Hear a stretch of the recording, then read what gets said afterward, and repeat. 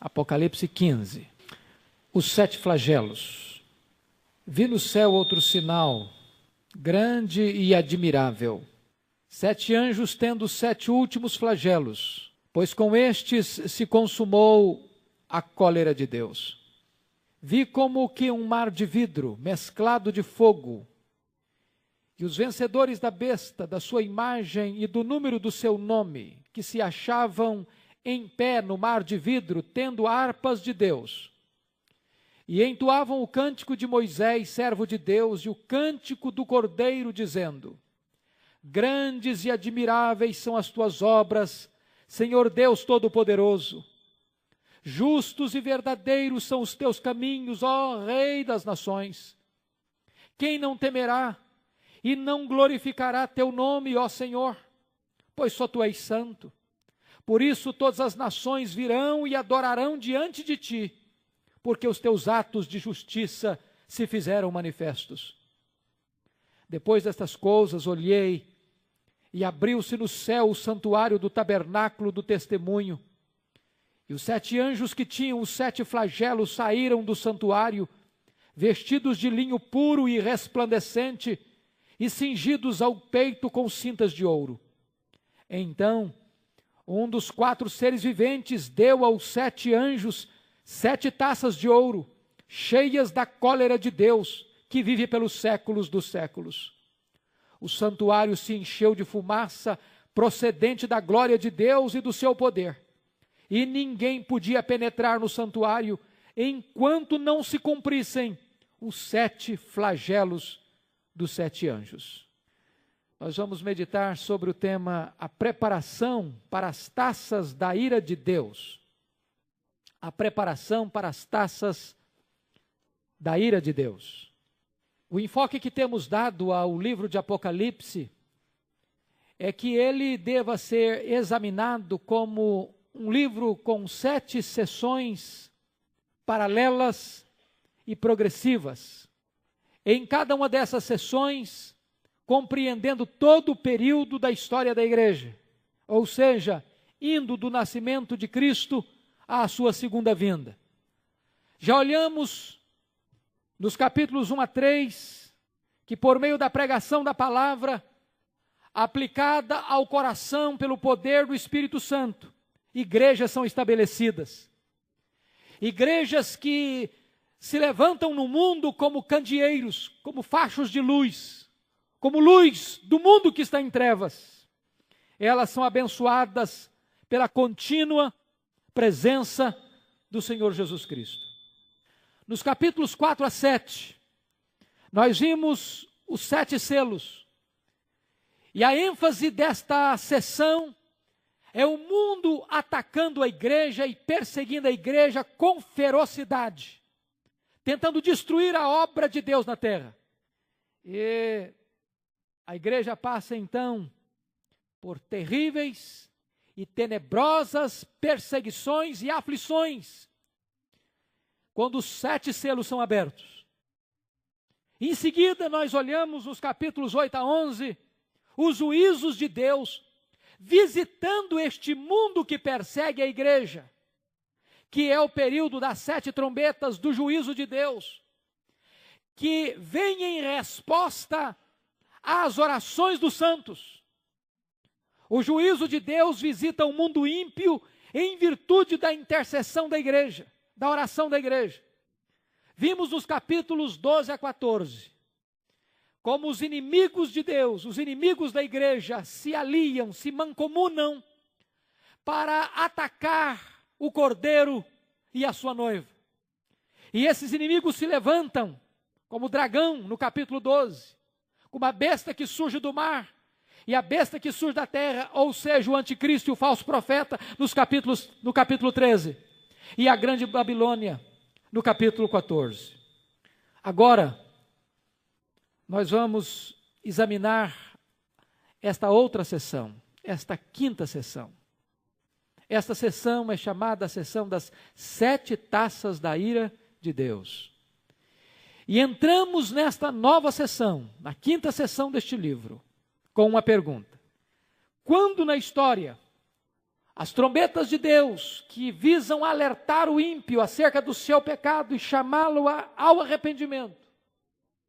Quando este ímpio fecha o coração, endurece a cerviz, recalcitra contra Deus, fecha os ouvidos à voz de Deus, rebela-se contra Deus, não dá atenção à sua voz e ao seu chamado. O que acontece a esse ímpio? Até que ponto vai a paciência de Deus? Até quando Deus deixará o ímpio impune? Até quando o mundo vai se insurgir contra Deus, contra o seu Cristo e a sua igreja, e ficará impune? E o que você vai perceber nesta sessão é que a ira de Deus vai sendo acumulada como que em vasos, como que em taças. E esta medida da ira de Deus tem um limite. Tem um limite. Aliás, esse é um dos pontos mais tremendos na Bíblia, porque via de regra, você e eu questionamos: Deus, como é que o Senhor permite uma injustiça dessa? Deus, como é que o culpado escapa e o inocente é condenado? Deus, por que a tua mão não descarregou em ira contra aqueles que se insurgiram contra o teu povo na história? Deus, por que aqueles que blasfemaram do teu nome, aqueles que conspiraram contra a tua palavra, aqueles que massacraram o teu povo, terminaram a vida numa situação de glória, de condecorações, de aplausos? E o que você vai perceber nessa sessão é que o ímpio não ficará impune. Jamais ficará impune. A taça da ira de Deus está enchendo-se. E haverá um dia que estas taças da ira de Deus vão transbordar. E então o juízo de Deus virá inexoravelmente sobre o mundo ímpio. E aí não haverá mais chance. Aí não haverá mais oportunidade.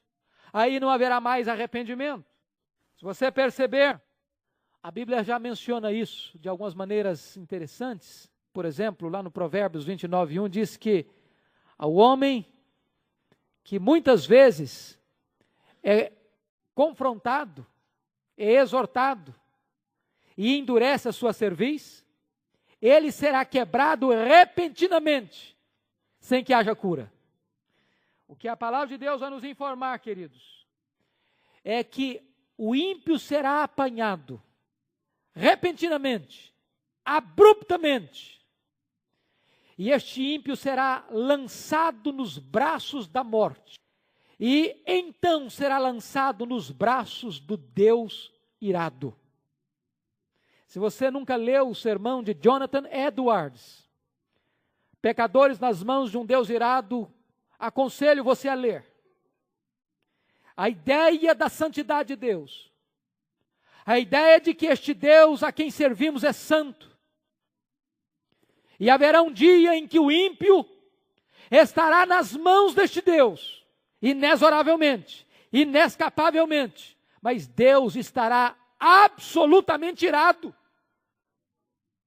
Se você perceber a diferença entre as trombetas e as taças, é que durante as 7 trombetas, o juízo de Deus veio ao mundo, mas a Bíblia diz que a ira estava misturada com a misericórdia. Os juízos de Deus tinham uma finalidade: produzir arrependimento, quebrantamento, para que o homem ímpio se voltasse para ele.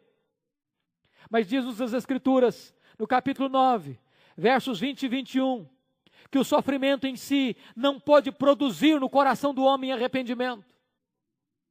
Se você notar no capítulo 16, versos 10 e 11, as taças da ira de Deus também não produziram no coração do homem arrependimento. Diz a Bíblia que os homens mordem a língua, tamanho sofrimento, e blasfemam contra Deus, em vez de se quebrantar, de se arrepender e de se voltar para Deus.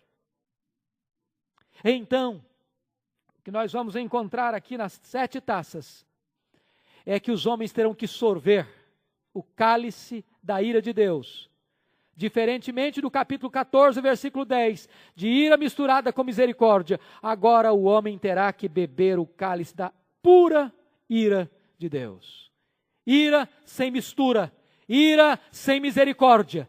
Agora chegou o dia do juízo, agora chegou o dia do acerto de contas, agora não tem mais oportunidade de arrependimento. O que é importante dizer é que esta hora pode chegar antes do dia do juízo final.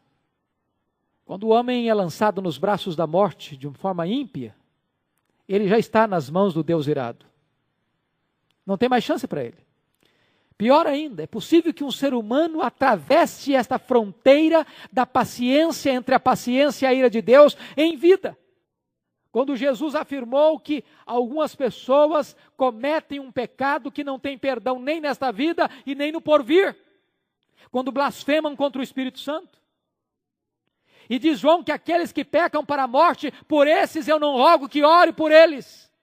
Para eles não há perdão. E eu queria então que você olhasse agora comigo, nesta preparação para que as 7 taças da ira de Deus sejam derramadas, olhando algumas lições desse texto. Primeiro, existe uma profunda conexão, um link entre as trombetas e as taças. Como assim? Vamos entender que ligação são essas entre as trombetas e as taças. Primeiro, as trombetas advertem. Aliás, trombeta é um instrumento de advertência. Advertem. As taças consumam. Se você notar, logo no verso 1 do capítulo 15, diz que, pois com estes 7 flagelos se consumou a cólera de Deus. Nós não estamos aqui diante mais de advertência. Nós estamos diante agora do acerto final, da prestação de conta final, do juízo final. Se você notar, as trombetas têm a finalidade de trazer os homens ainda à presença de Deus. Mas as taças não têm mais esta finalidade. Pelo contrário, a finalidade delas é de sentenciar os homens à condenação eterna. Elas terão que beber o cálice da ira de Deus. Se você notar, as trombetas também vêm com juízo parcial. Você vai ver que 1/3 da terra é atingido, que 1/3 do mar é atingido, que 1/3 dos rios são atingidos, que 1/3 dos astros são atingidos, que 1/3 dos homens morrem. Mas quando chega nas taças, não é apenas 1/3. A terra toda é afetada, o mar inteiro é afetado, os rios todos são afetados, os astros são afetados, os homens todos são afetados, ou seja, agora não só intensamente, mas extensivamente, a cólera de Deus é consumada. Se vocês notarem, tanto as trombetas que alertam quanto as taças que consumam a ira de Deus, estão tratando do mesmo período, obviamente com intervalos e com intensidades distintas. Nós não podemos restringir nem as trombetas e nem as taças a apenas os dias que antecederão imediatamente o juízo final. Para muitas pessoas, em todo o tempo da história da igreja, as trombetas advertiram e as taças da ira de Deus se consumaram na vida delas. Toda pessoa que parte sem Cristo, chegou o momento das taças na sua vida. Da ira consumada de Deus sobre elas, que se recusaram a se curvar diante do Deus vivo. Se você notar ainda, estas 2 sessões se assemelham, porque todas as 2 sessões, quer a das trombetas, quer a das taças, terminam com a cena do juízo final. Preste atenção nisso. Voltando rapidinho aí, capítulo 14, que termina a sessão intermediária, que é a sessão dos 3 inimigos. Se você olhar capítulo 14, versos 14 a 20, você tem 2 cenas do juízo final aí, ou da vinda de Jesus. A primeira delas, versículos 14 a 16, é a colheita. Quando Jesus vier, os anjos de Deus vão colher os remidos, como que se ajuntar o trigo no celeiro. A imagem aqui não é de pegar o joio e jogar no fogo. A imagem do ímpio aqui é de um lagar, onde se colhem as uvas, e se pisam essas uvas, e se esmagam essas uvas. E nessa vindima, nessa lagaragem, a palavra de Deus está dizendo que os ímpios serão pisados, esmagados, trucidados, completamente derrotados. Não há chance para eles. É a ira consumada de Deus sobre eles. E se você olhar no capítulo 16, então, que é o final dessa sessão, você vai ver exatamente outra cena da segunda vinda de Cristo, outra cena do juízo, e você pode notar isso a partir do versículo 15. Eis que vem, 16:15, eis que venho como vem o ladrão. Bem-aventurado aquele que vigia e guarda suas vestes, para que não ande nu e não se veja a sua vergonha. E se você perceber, no versículo 17, então derramou o sétimo anjo a sua taça pelo ar, e saiu grande voz do santuário do lado do trono, dizendo: está feito, feito está, acabou, acabou, a cortina fechou, é a hora do juízo, é a hora do acerto, é a hora da prestação de contas. É uma cena do juízo. Se você notar, dentro desse paralelismo ainda, dentro dessa semelhança, tanto a quarta sessão quanto a quinta sessão começam da mesma maneira. Dê uma olhadinha. A quarta sessão começa no capítulo 12. Veja aí, versículo 1. Viu-se grande sinal no céu, a saber, uma mulher vestida do sol, com a lua debaixo dos pés, uma coroa de 12 estrelas na cabeça. Se você notar, versículo 5, nasceu-lhe, pois, um filho varão. Essa mulher é a igreja, esse filho varão é Jesus. Olha aqui como começa a quinta sessão. Capítulo 15, verso 1. Vi no céu outro sinal. Agora não é apenas grande, é admirável. Se a quarta sessão começa com essa visão, e essa visão remonta ao nascimento de Cristo, ou seja, ela compreende da primeira à segunda vinda de Cristo, porque ela abre com o nascimento de Cristo e termina com a cena da volta de Jesus. Esta sessão também, a quinta sessão, as 7 taças, compreende da primeira vinda de Jesus à segunda vinda de Jesus, compreendendo todo esse período, obviamente, concentrando-se no tempo do fim, do juízo final. É por isso que nós chamamos de paralelismo progressivo, porque à medida que você avança para o final do livro, você vai afunilando, as coisas vão se clareando e você vai se aproximando da consumação de todas as coisas. Se você notar, finalmente, um último detalhe importante, é que esta quarta sessão tratou de 3 inimigos da igreja: o dragão, o anticristo e o falso profeta. Ou o dragão, a besta do mar, que surge do mar, e o anticristo. Veja você que esses 3 inimigos são também enfrentados aqui nesta quinta sessão. Capítulo 16, verso 13. Olha aí. Então vi sair da boca do dragão, da boca da besta, que é o anticristo, e da boca do falso profeta, 3 espíritos imundos, semelhante a rãs. Ou seja, os mesmos inimigos enfrentados lá são enfrentados aqui. Parênteses. Você não pode, então, entender o livro de Apocalipse olhando como se o livro fosse linear. Fosse uma linha linear, onde você começa do capítulo 1, 2, 3, 4, 5, até o 22º, numa progressão contínua cronológica. Não é assim o livro de Apocalipse. O livro de Apocalipse é um livro de várias cenas, vários quadros, várias figuras. E estas figuras são superpostas. São quadros que se repetem, e se repetem, e se repetem, e se repetem. Obviamente, cada visão da mesma cena, você olha por ângulo diferente, por perspectiva diferente, acrescentando mais um dado, mais um detalhe, mais um ponto, até chegarmos ao final, e este quadro vai estar absolutamente claro. Que quadro? A segunda vinda de Cristo, a derrota dos inimigos de Deus, a vitória da igreja e a consumação de todas as coisas. Mas durante todo o livro, esta mensagem está sendo repetida, repetida e repetida várias vezes. Concluindo esta parte inicial, então, nós podemos perceber que as 7 taças, embora paralelas às 7 trombetas, elas apontam especificamente para a consumação final de todas as coisas, para a consumação da ira de Deus.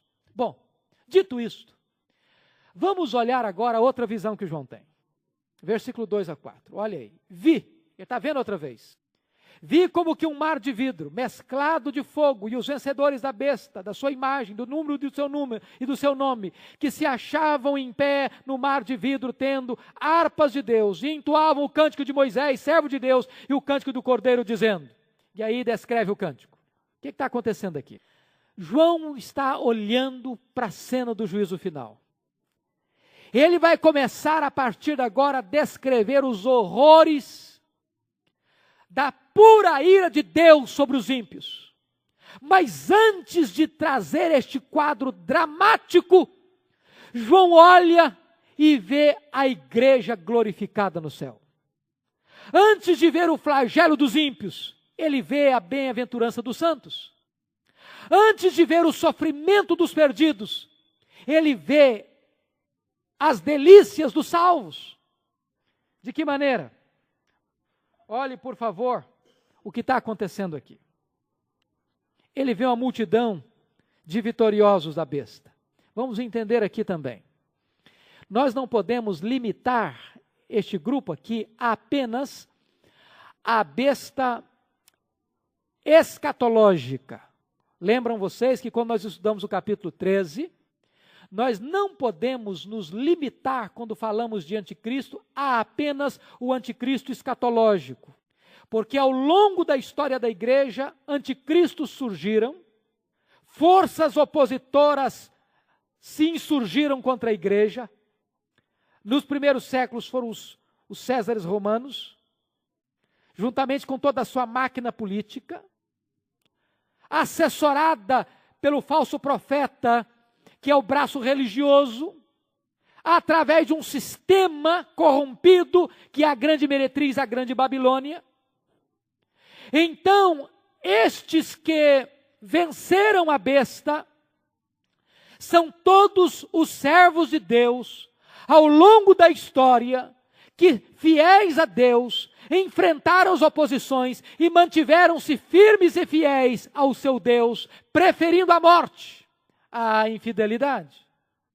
Obviamente, esse texto também aponta com mais ênfase ao tempo escatológico do fim, porque no tempo do fim, o anticristo escatológico, aquele arqui-inimigo de Deus, segundo Apocalipse 13, ele vai declarar guerra contra os santos e vai vencê-los. Ora, se o anticristo vai vencer os santos, como diz aqui que os santos vão vencê-lo? Em que consiste a vitória da igreja sobre o anticristo ou sobre a besta? De que maneira que a igreja vencerá a besta? A igreja vencerá a besta, a igreja vencerá o anticristo na medida em que morre, mas não apostata. Na medida em que ama mais a Deus do que a própria vida. Na medida em que prefere o martírio à apostasia. Na medida em que não cede, não tergiversa, não negocia os seus absolutos, a sua consciência, a sua fé. E se preciso for, sela o seu testemunho com o seu próprio sangue. Quando um crente chega ao ponto de resistir até o sangue, segundo Hebreus, prefere a morte à infidelidade, então ele venceu o anticristo, ele venceu a todos os opositores de Deus. E esta multidão que João vê agora, esta multidão de vitoriosos, em que lugar que ele vê? Olha você aí no versículo 2. Vi como que um mar de vidro mesclado de fogo. É a imagem agora. Se no capítulo 13 você viu do mar surgindo a besta, agora você não vê o mar de sujidades não. Porque o mar é símbolo de impurezas, de sujidades, que lança de si lama e lodo. Esse mar é diferente. É um mar de vidro. E se você quiser saber onde está esse mar de vidro, você vai lá para o capítulo 4, versículo 6. E você vai notar que diante do trono de Deus há um mar de vidro, de transparência, de pureza. E esse mar de vidro foi purificado pelo fogo, pela retidão, pela justiça, pela santidade de Deus. Ou seja, João tem uma visão dessa multidão como que numa praia, uma imensa praia. Quem é essa multidão? Essa multidão são os 144 mil selados do capítulo 9, ou melhor, do capítulo 7. Esta grande multidão é aquela mesma multidão do capítulo 7, verso 9, uma multidão inumerável que ninguém podia contar. Quem é essa multidão? Esta multidão são os 144 mil que aprenderam um novo cântico lá no capítulo 14, que ninguém podia aprender senão eles. Esta é a igreja remida pelo Senhor Jesus em todo o tempo da história da igreja. Ela está de pé no mar de vidro. Ela está diante do trono, ela está no céu. E quem é esta multidão? Diz a Bíblia, são os vencedores da besta. Se você notar, há algumas cenas bonitas na história da igreja, e uma das que eu mais gosto de ler é a história da escrava Blandina. Blandina foi uma mulher escrava no período do Império Romano, convertida ao Evangelho e levada para um anfiteatro para ser torturada. E depois de tantas torturas, ela ainda mantinha-se firme, resoluta na sua fé. E ela então, diante do horror do seu algoz que a flagelava, ela olhou nos olhos daquele que a torturava e disse: viva, eu te vencerei, morta, vencer-te-ei ainda mais. Esta era a tônica dos mártires, invencíveis, imbatíveis. É por isso que a Bíblia diz que aqueles que morrem vencem a besta. É por isso que Apocalipse 12 diz que a igreja vence o dragão através da palavra do testemunho, ou seja, da palavra do martírio e pelo sangue do Cordeiro. Ou seja, um cristão é invencível, irmãos. Se ele permanecer fiel ao seu Deus, ele é invencível. Invencível. E é nesse contexto que Jesus diz: aquele que amar a sua vida vai perdê-la, mas aquele que resolver perder a sua vida para ganhá-la, esse é o vitorioso. Porque vocês devem temer, disse Jesus, não aquele que tem poder de matar o corpo, mas não tem poder nenhum de matar a alma. Se você teme a Deus, você não teme a Satanás. Se você teme a Deus, você não teme o anticristo. Se você teme a Deus, você não teme o mundo. Se você teme a Deus, você não tem medo de nada. Você é vencedor. Se você notar ainda, o que essa multidão está fazendo? O que a igreja do Senhor Jesus na glória está fazendo? Você pode perceber, no verso 2 ainda, que eles se achavam em pé no mar de vidro, tendo harpas de Deus, e entoavam o cântico de Moisés, servo de Deus, e o cântico do Cordeiro. Vamos entender isso aqui. Eles estão cantando. E não é a primeira vez que a igreja está com harpa, não. Se você notar capítulo 5, verso 8, os 24 anciãos, que é um retrato da igreja, também está tocando harpas diante do trono. Ou seja, se você não gosta de música, é melhor começar a aprender a gostar. Porque lá no céu vai ter música. Lá no céu vai ter música. A Bíblia diz que a igreja no céu, toda vez que você vê a igreja glorificada no céu, ela está adorando, ela está cantando. Ela está exaltando a Deus. Que coisa fantástica isso. É por isso que a Bíblia diz que Deus habita no meio dos louvores. E é fenomenal isso. Porque esta igreja aqui está com harpas nas mãos. Ela está adorando a Deus. Ela está exaltando o Criador. E ela está se unindo às vozes angelicais e exaltando a Deus. E que cântico ela está cantando? Somos informados que está cantando o cântico de Moisés e o cântico do Cordeiro. Não são dois cânticos, é um cântico só, com a mesma ênfase.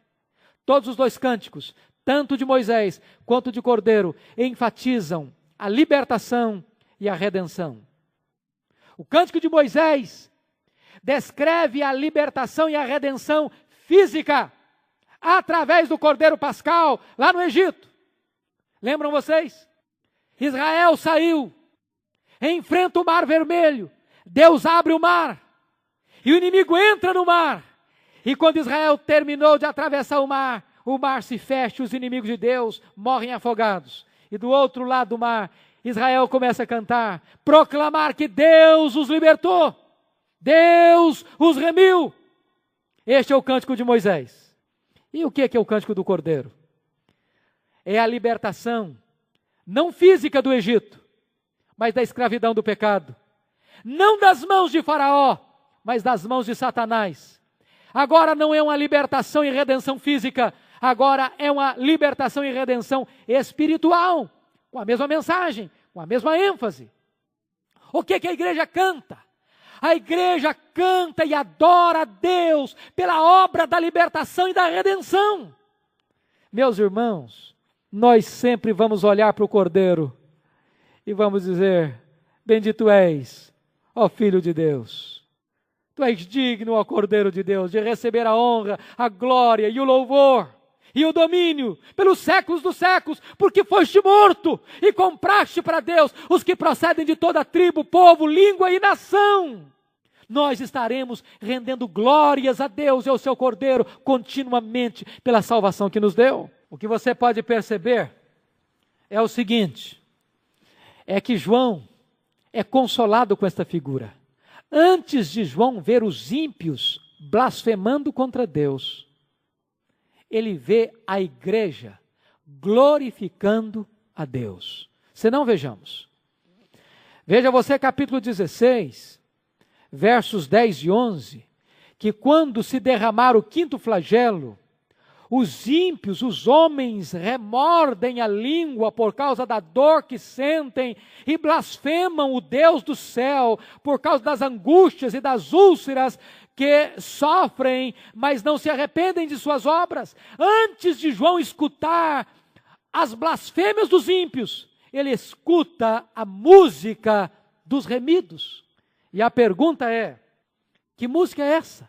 Se você perceber, os mártires, a igreja, os vencedores da besta, a igreja glorificada, não está no céu cantando a sua própria força, enaltecendo-se a si mesma. Não há espaço no céu para se exaltar a nenhum outro além do Deus vivo. Eles se esquecem de si mesmo. Quando o homem chega diante da presença sublime de Deus, não importa mais seus títulos, suas glórias, suas conquistas, seus triunfos. Lá no céu, nós nos esqueceremos do nosso eu e dedicaremos toda a força da nossa alma para exaltar aquele que é digno. Este cântico reverbera em exaltação a Deus. E eu queria chamar a sua atenção para as características deste cântico. Primeiro, esse cântico exalta a pessoa de Deus. Veja o verso 3. Ele diz que Deus é o Senhor Todo-Poderoso. Senhor Deus Todo-Poderoso. Por que está isso aqui, irmãos? Se vocês notarem, isso aqui está absolutamente em contraste com o capítulo 13.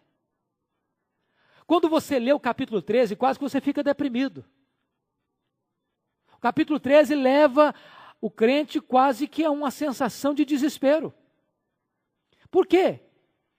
Porque você lê no capítulo 13 que o dragão, que reúne toda a potência e maldade dos impérios, concede à besta, ao anticristo, o seu trono, a sua força, a sua autoridade e o seu poder. E lá no capítulo 13, verso 4, a pergunta que percorre o mundo é esta: quem é como a besta? Quem pode lutar contra ela? Num dado momento da história, os homens vão pensar que o poder do mal é imbatível. Mas agora a música da igreja é esta. A música da igreja é diferente. Ela está dizendo que o Senhor Deus é o Todo-Poderoso. O diabo tem poder, mas Deus é o Todo-Poderoso. Só Ele recebe exaltação para sempre. Segunda coisa, ele diz que Deus, versículo 3 ainda, Nem é apenas o Todo-Poderoso, não. Ele é o Rei das nações. E por que ele diz isso aqui? Porque lá no capítulo 13, versículos 7 e 8, você é informado que todas as nações, tribos, povos e línguas vão adorar a besta. Mas agora, nós estamos informados que há o único Rei de todas as nações. É o Deus Todo-Poderoso, não é o anticristo, não é o dragão. Se você notar, aqui no versículo 4, 15:4, também diz que Deus é temível. Quem não te temerá? Quem não glorificará o teu nome? Ele diz que Deus é temível e digno de glória. A pergunta lá do capítulo 13 é: quem é como a besta? E ela é temida pela sua truculência. Mas Deus é temido por sua santidade, pela sua pureza, pela sua justiça, pelos seus feitos portentosos. E o que é maravilhoso, queridos irmãos, é que o temor da besta é um temor limitado. A igreja não teme a besta, a igreja não teme a morte, mas o temor de Deus é irrestrito. O diabo tem que temer a Deus, o anticristo tem que temer a Deus, o falso profeta tem que temer a Deus, a igreja apóstata tem que temer a Deus, os apóstolos têm que temer a Deus. Deus é temível em toda a terra. Quem não te temerá? E ele afirma que Deus ainda é santo. A santidade de Deus é única. Veja o versículo 4, ela é singular e ela é que atrai todas as nações para virem diante de Deus e adorá-lo. Então, qual a característica deste cântico de Moisés e do Cordeiro? Ela exalta Deus. Segundo, este cântico exalta as obras de Deus. Veja o versículo 3 aí. Grandes e admiráveis são as tuas obras. Que obras são essas? Duas obras. Obra de redimir o seu povo, tirá-lo das mãos da besta e levar esta igreja para o mar de vidro, para o céu, para a glória. E outra grande e admirável obra é que este mundo perverso e mau, que se aliou e se mancomunou contra Deus e contra a igreja, agora perece inexoravelmente. É o Deus que redime e é o Deus que julga. Se você notar, os atos de justiça de Deus se fizeram manifestos, diz o versículo 4. Em terceiro lugar, esse cântico exalta não apenas a pessoa e as obras de Deus, mas também exalta os caminhos de Deus. Versículo 3, dê uma olhadinha aí. Justos e verdadeiros são os teus caminhos. Caminhos aqui é a conduta, é a maneira de agir. Quando Deus salva a igreja e quando Deus sentencia os ímpios, Ele está sendo absolutamente justo. Justo e justificador daqueles que têm fé em Cristo Jesus. E finalmente, este cântico exalta o triunfo final de Deus, porque diz a Bíblia que agora não é a truculência do anticristo que faz com que nações, povos, línguas se prostrem para adorá-lo, mas diz a Bíblia que as nações virão e se prostrarão diante de Deus. E se cumpre aqui o que Paulo disse em Filipenses 2. Versículos 8, 9, 10 e 11, que todo joelho vai se dobrar e toda língua vai confessar que Jesus Cristo é Senhor, para a glória de Deus Pai. Esta é a natureza deste cântico, de exaltação a Deus. Mas queridos, para terminar, nós vamos ver agora a última cena. A primeira cena é a cena do céu, é um mar de vidro. Este é o quadro que João vê, a igreja na glória, a igreja cantando, a igreja com harpas, a igreja exaltando. Agora ele tem uma outra visão dos versículos 5 a 8. Agora é a visão do tabernáculo, ou a tenda da congregação, ou a tenda do testemunho. Lembra aquela tenda do deserto? E depois do verso 8 já não é mais a tenda, agora é o santuário, é o templo de Salomão. São figuras. Só que esta tenda e este santuário estão no céu. Nós não podemos concordar de forma nenhuma com a teologia que algumas seitas pregam, que Jesus Cristo voltou no século XIX e voltou para fazer purificação do santuário celeste. Literalizar isto é um profundo equívoco hermenêutico e exegético. Não há templo físico no céu. Quando João vê aqui um santuário, quando João vê aqui uma tenda, é uma visão. No céu não tem templo. Não tem templo físico, materializado.